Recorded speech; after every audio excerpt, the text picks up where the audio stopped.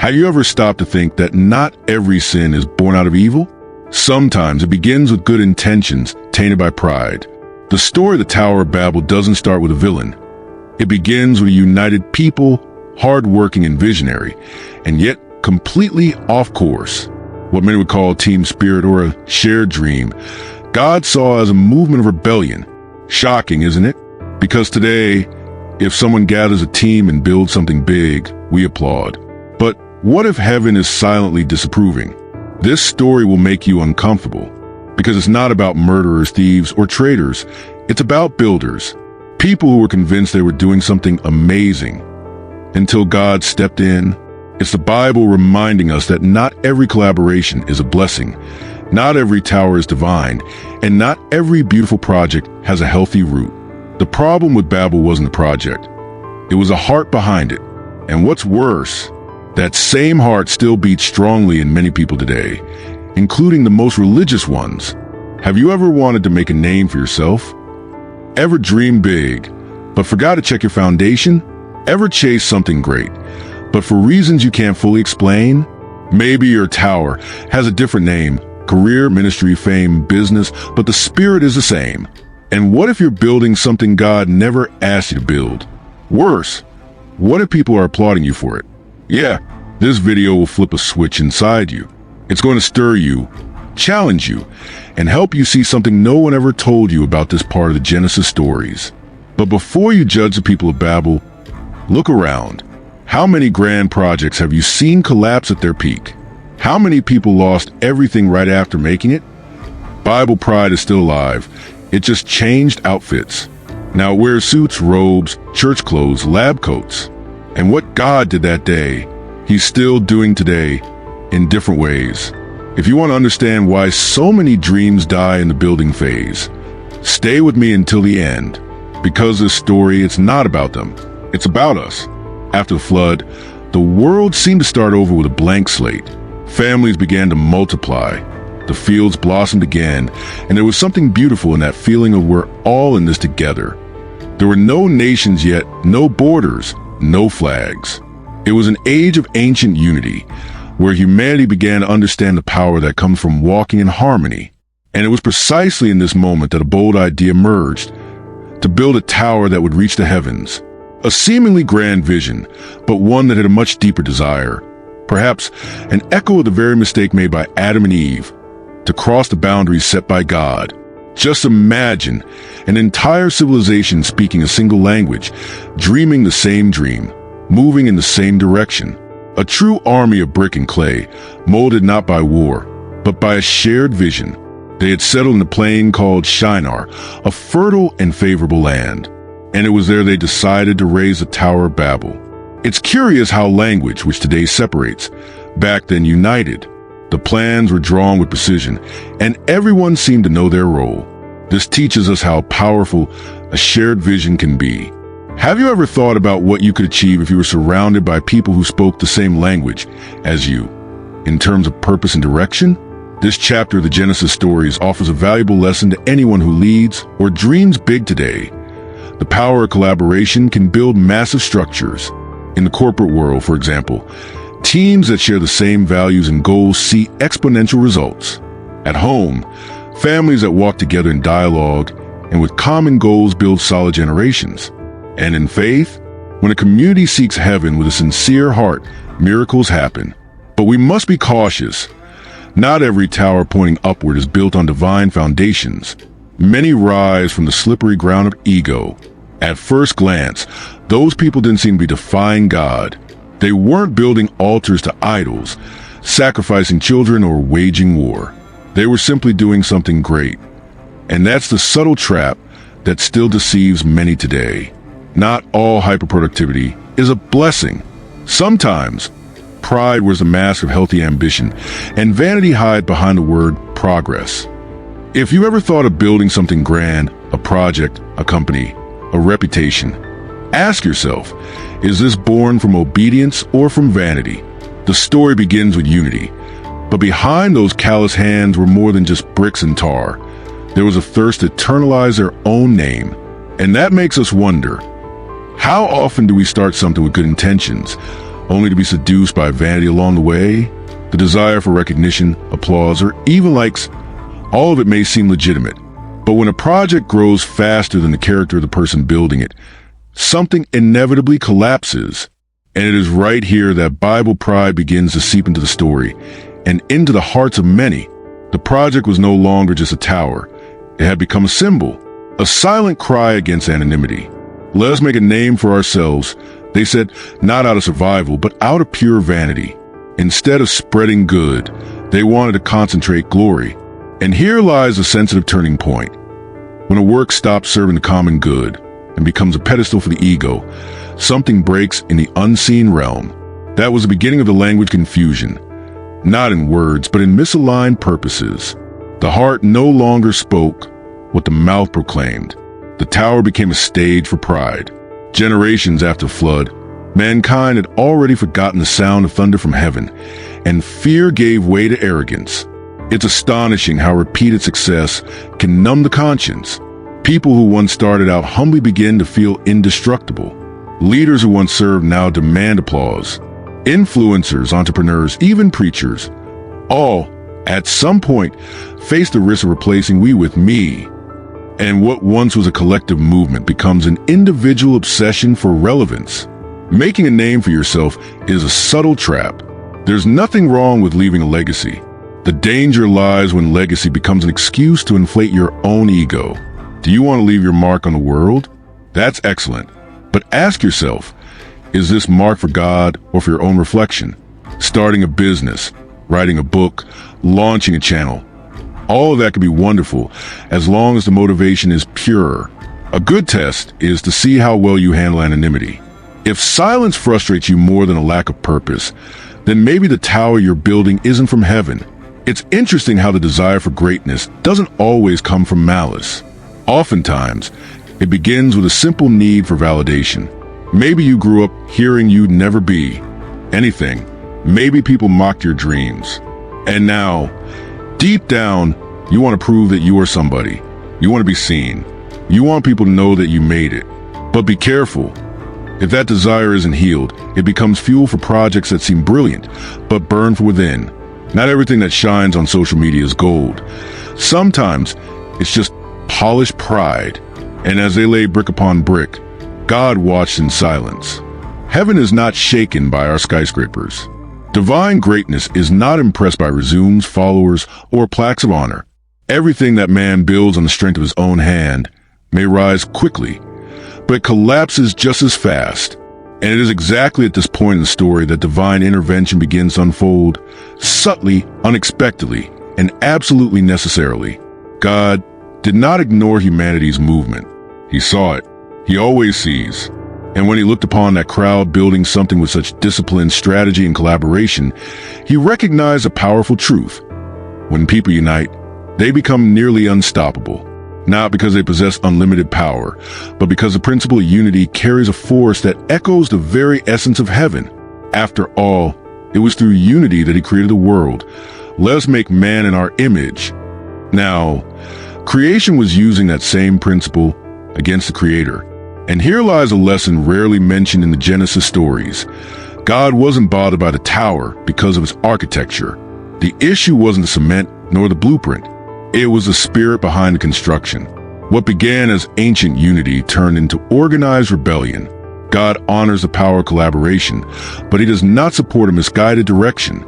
He understands that when people speak the same language and move in the same direction, even the impossible seems within reach. That's why his response wasn't blind punishment. It was redirection. If you lead a team, have a family, or are part of a group project, understand this. Unity is a blessing, but it must have purpose. When people walk together toward a righteous goal, the results are astonishing. Businesses thrive, marriages flourish, communities transform entire neighborhoods. But when that same force is used to feed collective ego or challenge higher values, something begins to rot from within. That's why, before you try to reach the heavens, you need to ask yourself, where's your foundation pointing? God could have destroyed the tower with a breath, but he didn't. He didn't blow it up. He didn't rain down fire from the skies. He didn't crush anyone. He simply watched. And that is more terrifying than it seems. Because when God watches in silence, he gives us time to reveal who we really are. It is free will in its purest form. And the question that remains is, what have you been doing when you think God isn't interrupting you? Sometimes the greatest judgment isn't his punishment. It's his silence. As the dust of the tower rose into the heavens and the workers swelled with pride, something was shifting in the unseen. The same God who valued unity also knew that without direction, unity becomes destructive. And it was right there, in the midst of so much apparent harmony, that he decided to act, not with a storm, but with something far more subtle, and at the same time, far more effective. Something that would forever change the course of humanity and plant the seeds of the world we know today. Language confusion. God didn't need to raise his hand or unleash thunder. He simply touched the most sensitive point of any society: communication. And just like that, the once majestic tower began to crumble from the inside out. In an instant, a bricklayer spoke, and the other could no longer understand. The foreman shouted orders, but the workers replied in strange, unfamiliar sounds. It was chaos. The project came to a halt. Tools were dropped and confusion filled their eyes. What was once strength became disorder. What was once unity became noise. The dreaded language confusion had been activated, and that detail changes everything.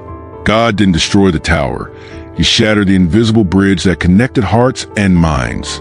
Because, in the end, every structure stands or falls on mutual understanding.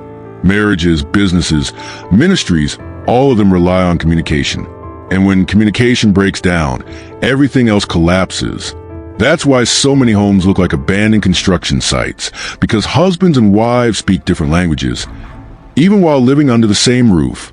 And it's not just about words, it's about values, emotions, expectations, all out of sync. This divine intervention was deeply pedagogical. God taught humanity something that even the best universities still struggle to teach: the power and the limits of language. Because no matter how much talent, resources, or energy you have, if you can't communicate, you'll go nowhere. The Tower of Babel became a living metaphor for that truth.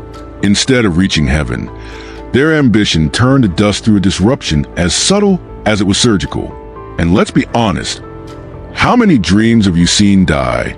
Not from a lack of resources, but from a lack of understanding between people? This moment in history also reveals something surprising. Not every divine intervention comes with visible pain. Sometimes it comes as confusion. That plan which once seemed so clear suddenly becomes foggy. That society that once marched as one starts to scatter, not because of conflict, but because of disconnection. That's a warning. Not every collapsing project is a human failure. Sometimes it's God stepping in with severe love to stop us from going too far down the wrong path. And that is grace, even when it feels like chaos. And so, in the midst of this cacophony of sounds, gestures, and misunderstood cries, the grand plan came to an end, not with explosions, but with a collapse of purpose. The divine intervention had done its work elegantly, and humanity, confused and startled, began to scatter. Groups drifted apart due to lack of understanding. Nations were born from new languages, and the earth began to fill once more. But that dispersion was only the beginning. What would come next would shape the world as we know it. With the confusion now in place, the scene had changed completely. The groups that once worked shoulder to shoulder began to drift apart, each one drawn to the familiar sound of their own voice. And so, like those seeking shelter in the middle of a storm, the first peoples were born, the first cultures, the first languages of the post-Babel world. The plain of Shinar, once the stage of a great construction, now became a ground of farewells. The tower was left behind, unfinished, and humanity, once united, scattered like seeds carried by the wind. This is where the story shifts in scale. What seemed like a tragedy was, in truth, the fulfillment of a greater plan. From Eden to Noah, God had commanded mankind to multiply and fill the earth. But instead of obeying, they chose to cluster. The divine intervention came, then as a kind of holy push. Sometimes, the discomfort we feel is just God relocating us to the very place where our mission needs to take root. And if he hadn't disrupted that tower, perhaps we would never have known the richness of so many cultures. It's fascinating to realize that the language confusion, though it seemed like a punishment, actually gave birth to the human mosaic we know today. Skin tones, accents, dances, traditions, flavors, they all began there in that collapse. The chaos of the tower produced the diversity of the planet. And this teaches us a valuable truth. Not all disorder is destruction. Sometimes it is transformation. If today you find yourself being taken away from something that once seemed right, it might just be the beginning of a new mission. After all, the dispersion of that people wasn't the end. It was ascending. Of course, the pain of separation was real. People who would build deep bonds were suddenly forced down separate paths. And this happens to us, too. There are moments when old friendships dissolve, teams fall apart, seasons end without any logical explanation. And in those moments, the heart wants answers. It wants to understand the why. But sometimes the answer doesn't come. Only the movement does. And when everything shifts, the best thing we can do is trust that there is a greater purpose behind the change. And that's exactly how the earth began to be filled. People settled in valleys, mountains, deserts, and islands. Humanity became plural. And even with all the differences, one truth remained alive. They all shared the same origin. They were children of the same God, descendants of the same man, survivors of the same flood. But that they would eventually forget. And they would also forget what happened at the tower. Yet the tower, even standing still in the middle of nowhere, continued to speak, as an echo of human pride that refuses to learn. There it stood, towering yet silent, tall but hollow. The Tower of Babel didn't fall. It remained standing, an unfinished monument. And maybe that's the worst kind of memory. What could have been? What was once dreamed to be great, but was lost to pride? The tower became a geographic scar. Every time someone passed by, they remember humanity's ambition to touch heaven without permission. It became the symbol of mistake that keeps repeating to this day, man trying to become greater than God, and failing with flair. The irony is that in their desire to make a name, those people did leave a mark, just not the one they wanted. The Tower of Babel became synonymous with confusion, vanity, and disobedience. There were no statues of the engineers, no tributes to the workers. The name they longed for was lost to the wind. And this same story repeats in our lives. How many times do we chase recognition only to be remembered for failure? How many businesses, ministries, marriages, all built in haste, ended as unfinished towers? This episode should be taught in schools as a warning against purposeless projects. The Tower of Babel is a portrait of what happens when vision grows larger than vocation, when the work rises faster than the character of the one building it. Today, with so many people chasing virality, trying to make it at any cost, the example of the tower is more relevant than ever. There's no point in reaching the top if your foundation is compromised. And foundations, my friend, aren't built with ego. They're built with truth, with faith, with direction. The tower is also a reminder that time reveals the true motive behind everything we build. In the beginning, everything seems fine. Aligned teams, flowing resources, ambitious plans. But time is a master at exposing what was hidden. If it's pride, it will break. If it's vanity, it will collapse. If it's all performance with no essence, it will fall apart. And the most tragic fall isn't the visible one, it's internal. When everything still looks intact on the outside, but inside has already become emotional, spiritual, and relational ruin. Even unfinished, the tower survived as a symbol, not of glory, but of warning. And maybe that's the greatest lesson of all. God doesn't need to destroy something to teach a lesson. Sometimes, He lets the work remain standing, just to remind future dreamers of what happens when purpose is corrupted. And in that silence, in that desert-like scene filled with echoes, a new question is born, one that travels through time and reaches us today. Have we truly learned the lesson of the tower, or are we just repeating the story with new names and modern disguises? And now I ask you, sincerely, what are you building? Is your tower born out of obedience or vanity? How many times have you raised up plans that look beautiful in the eyes of others, but were empty before God? The Tower of Babel didn't stay in the past. It reinvents itself in every generation. Sometimes it takes the shape of a resume, a ministry, a follower count. But the principle is the same, trying to reach heaven with your own hands. Are you living out a project that God approved, or just something you wanted to show the world? Do the people around you truly speak your language, or are they just pretending to understand? And when confusion shows up in your relationships, your business, your decisions, could be that God is stepping in to stop something that looked beautiful, but was crooked from the start. If this story made you think, then it has already done its job. But more than thinking, it's time to act. Maybe you need to revisit your foundation. Stop running and ask yourself, where is all this really taking me? Start by checking your motives. Restore what needs to be restored. Go back to the base. Because a small cabin built in the will of God is worth more than a massive tower built outside His purpose. Now tell me, have you ever lived to your own Babel? Have you seen your plans fall apart without explanation? Leave your comment down below. Share your experience. Let's grow together. And if this content stirred something inside you, don't keep it to yourself. Subscribe to the channel, hit the notification bell, and share this with someone else who's building something important. Because the more awareness we spread, the fewer towers we'll see collapsing.